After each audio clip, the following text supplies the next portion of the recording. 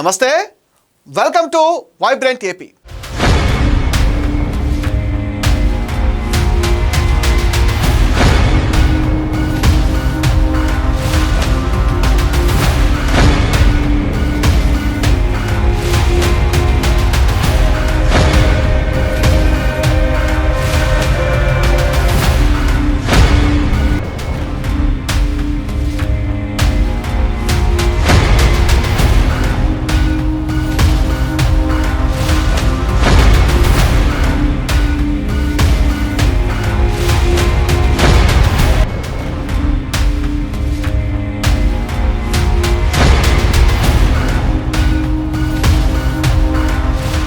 రాష్ట్రంలో కూటమి అధికారంలోకి వచ్చాక వివిధ ఆరోపణలతో వైసీపీకి చెందిన పలువురు నాయకుల మీద కేసులు అయితే బుక్ అయ్యాయి.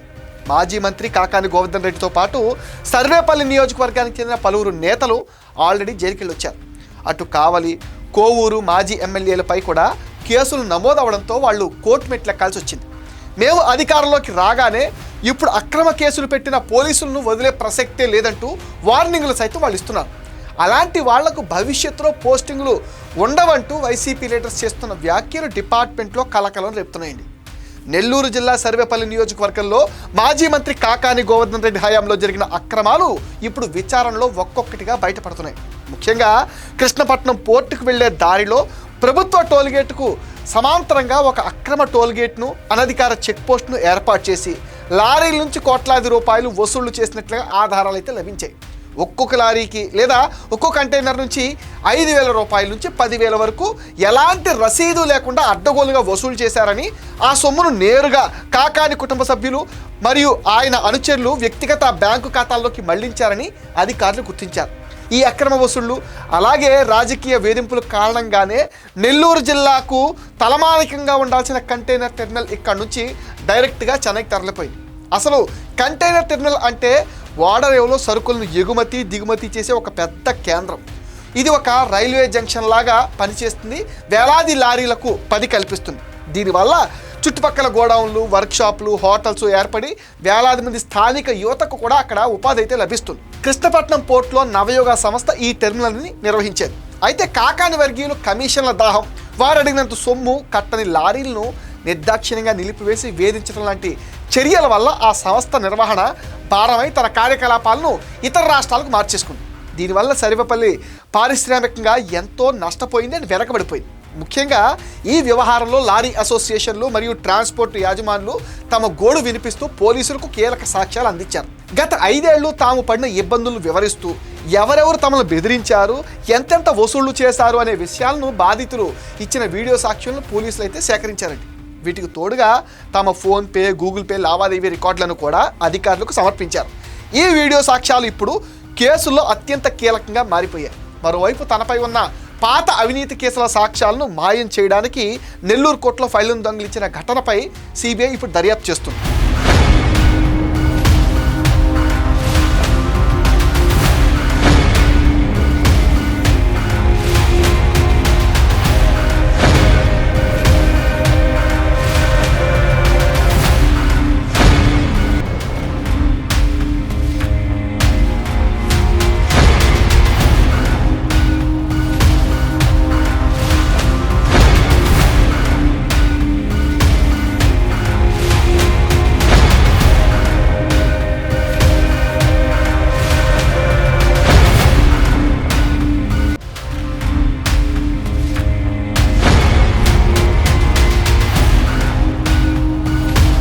సర్వేపల్లి నియోజకవర్గంలో వేల ఎకరాల ప్రభుత్వ భూమి కబ్జా, ఇసుక అక్రమ రవాణాపై కూడా ప్రభుత్వం విచారణ చేపట్టింది.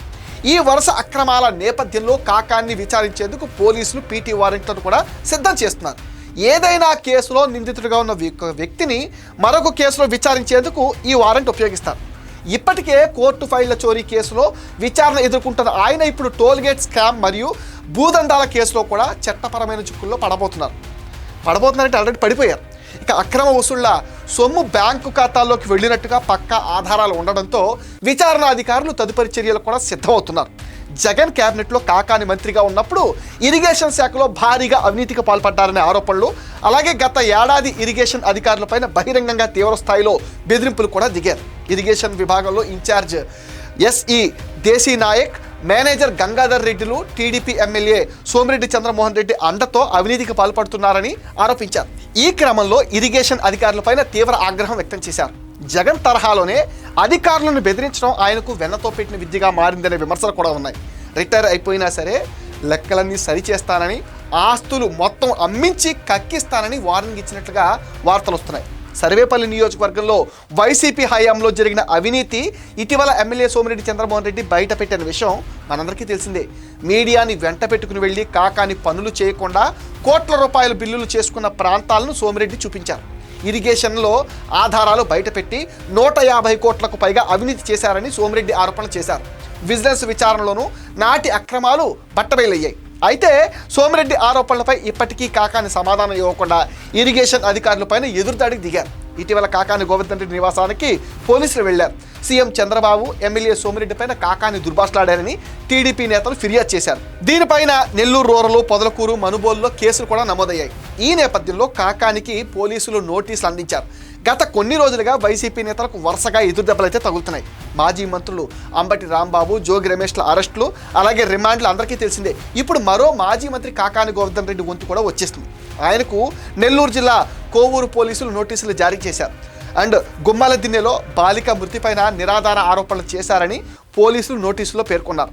నెల్లూరు జిల్లాలో జరిగిన అక్రమ మైనింగ్ కేసులో కాకాని ఇప్పటికే జైలుకు వెళ్ళిన సంగతి మనందరికీ తెలుసు. ప్రస్తుతం ఆయన బెయిల్ పైన బయట ఉన్నారు. బెయిల్పై బయటకు వచ్చినప్పటి నుంచి ఆయన కూటమి ప్రభుత్వంపై విమర్శల దాడిని మరింత పెంచుతూనే ఉన్నారు. కొందరి పోలీసులు ఎమ్మెల్యేలను మేనేజ్ చేసుకుని డ్యూటీలు చేస్తూ ఉంటే మరికొందరు మాత్రం వైసీపీ నేతలకు టచ్లోకి వెళుతున్నారు. 2-3 ఏళ్లలో రిటైర్ అయ్యే వాళ్ళు కూడా వైసీపీ వార్నింగులకు భయపడకుండా ఉంటే కొందరు మాత్రం భవిష్యత్తును దృష్టిలో ఉంచుకుని వ్యవహరిస్తున్నారు. మరికొన్ని సందర్భాల్లో పోలీసులు వేగంగా స్పందిస్తున్నారు. ఇది ఏపీ వైబ్రెంట్ అప్డేట్. ఈ వీడియో పైన మీ విలువైన ఒపీనియన్ కింద కామెంట్ సెక్షన్లో మెన్షన్ చేయండి. మీరు ఇచ్చే కామెంట్స్తోనే మరిన్ని ఇంట్రెస్టింగ్ వీడియోలు మీకు అందిస్తాం.